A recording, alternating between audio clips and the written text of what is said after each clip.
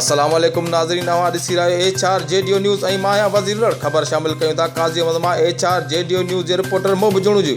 तहलका अस्पताल काज़ी अहमद में डॉक्टर जमशेद खानज़ादो ऐं वाइस चेयरमैन टाउन कमेटी हाजी खान मोहम्मद लाखो जी अॻुवाणी में तहलका अस्पताल खां प्रेस क्लब काज़ी अहमद ताईं मुदे खारिज, बुखार, टाइफाइड जे बचाव बाबति 3 रोज़ा मुफ़्त वैक्सीन लॻाइण वारी मुहिम बाबति आगाही ॾेई वाक कयो वियो, जंहिंमें डॉक्टर सिकंदर मरी, डॉक्टर वज़ीर अली लांघा, समाजी अॻुवान अनवर सयो, मज़दूर यूनियन अॻुवान सिकंदर ख़ासकेली, ॾितल पालारी समेत सवीं माण्हुनि वॾे अंग में शिरकत कई।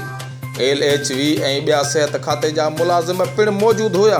वधीक ख़बरुनि अपडेट लाइ ॾिसंदा रहो HR JDO news. Vaccine Pakistan में पहली दफ़ा एक कैंपेन के तौर पे लगाई जा रही है और मिनिस्टर साहिबा ने इसको हिस्सा बना दिया है रूटीन इम्यूनाइजेशन का भी।